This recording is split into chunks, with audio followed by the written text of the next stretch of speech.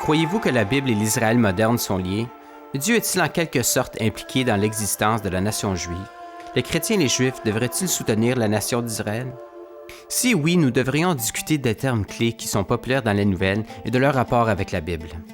Cela devrait nous indiquer si les gens croyant dans la Bible ont le devoir de s'exprimer au nom de la nation moderne d'Israël. Nous discuterons de la terre biblique de la Judée et de la Samarie, qui est au cœur même de l'identité biblique d'Israël. C'est là où Abraham a vécu, c'est là où Jacob a rêvé, et c'est là où Josué a déclaré la nation juive après 400 ans d'esclavage. C'est aussi là que la plus grande bataille de la revendication d'Israël à la Terre sainte est menée aujourd'hui.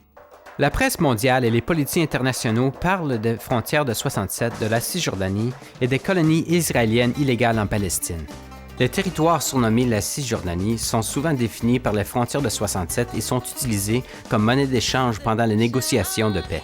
Ce jargon moderne doit être compris selon des termes historiques et bibliques pertinents si la Bible doit avoir un impact direct sur nos points de vue de la politique moderne. Ce que plusieurs appellent la Cisjordanie est tout simplement la Judée et la Samarie. Les frontières de 67 sont des limites d'un armistice récent, d'une brève histoire politique et sans précédent biblique. Saisir l'identité de la Judée et de la Samarie est clé pour comprendre l'identité biblique d'Israël. Le récit de cette nation a commencé avec Abraham qui habitait ce qui est aujourd'hui l'Irak moderne. Abraham a quitté son domicile pour se réinstaller dans une terre que Dieu lui montrerait. Cette terre spéciale lui a été promise ainsi qu'à ses descendants comme un héritage. La promesse a été prononcée pour la première fois alors qu'il se tenait sur Elon-Moré, surplombant la vallée de Moré. Il descendit pour camper entre Haï et Bethel et acheta un terrain à Hébron. Alors qu'il voyageait dans le pays, Dieu répéta à Abraham comment il hériterait de la terre. Abraham est finalement décédé et a été enterré avec sa femme Sarah à Hébron. Abraham a transmis l'héritage à Isaac et Isaac l'a transmis à Jacob. Dieu a confirmé la promesse à Jacob et lui a accordé une vision d'ange qui allait et venait du ciel. Dieu a déclaré que ses descendants hériteraient de la terre où ils se reposaient et qu'ils se répandraient vers l'est, l'ouest, le nord et le sud. Jacob a acheté des terres à Sichem, mais il fut enterré avec son père à Hébron. Or, ces lieux sont importants. Elon-Moré, Sichem, Bethel, Hébron. Il y a encore mieux. Après avoir survécu à une génération dans le désert, Moïse envoya Josué dans la terre promise. Josué et ses hommes écrasèrent Jéricho et Haï. Il a ensuite entraîné les tribus à Sichem, où les 12 tribus étaient rassemblées pour la déclaration de l'union entre le peuple et la terre, achevant ainsi la promesse que Dieu a faite à Abraham. Après cette cérémonie, les prêtres ont continué jusqu'à un endroit appelé Silo. Là, ils érigèrent un tabernacle comme une maison de culte permanente à Dieu. Shiloh a servi de capitale spirituelle pour près de 370 ans. Regardons ces endroits sur la carte à nouveau.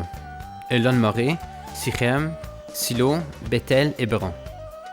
Maintenant, ajoutons les frontières de l'Israël moderne et les lignes d'armistice de 1949, souvent appelées les frontières de 67. Visiblement, la plupart de ces lieux historiques sont en territoire contesté et donc, le droit légal à la terre est en question. Mais il devrait être évident maintenant que cette terre a un héritage profondément biblique. Regardons attentivement à l'histoire de la ligne d'armistice même. Le royaume de Transjordanie prit le contrôle de la Judée et la Samarie en 1948. La Transjordanie et 6 autres armées arabes attaquèrent le nouvel État d'Israël avec l'objectif déclaré de libérer les Arabes qui deviendraient sous le contrôle politique israélien. Beaucoup interprétèrent ceci comme une tentative flagrante d'éliminer l'État juif. Israël repoussa l'attaque et força le cessez-le-feu de 1949, laissant le contrôle de la Judée et la Samarie à la Transjordanie. Transjordanie décida que cette terre nouvellement acquise serait désormais étiquetée la Cisjordanie. C'est ainsi que ce terme entra en usage. Les membres de la Ligue arabe ne reconnurent jamais la revendication de la Jordanie à la Judée et à la Samarie, et déclarèrent que les lignes d'armistice ne doivent pas être considérées comme les frontières politiques. 18 ans plus tard, la Jordanie et ses alliés prirent position pour attaquer de nouveau. Ce fut le prélude à la guerre de 1967. Israël attaqua les premiers et remporta une victoire rapide et prit le contrôle de la Judée et la Samarie. Ce bref examen sert à souligner que la terre a été contestée depuis le retrait de l'influence britannique et la déclaration de l'État d'Israël en 1948. Soutenir une Judée et une Samarie pacifique et stable, sous le contrôle israélien, n'est pas une idée folle et irréfléchie. Les Juifs et les Arabes peuvent vivre ensemble en paix. Ce territoire disputé et contesté est véritablement au cœur de la terre d'Israël et la racine de son héritage. Regardons à nouveau ces emplacements sur la carte.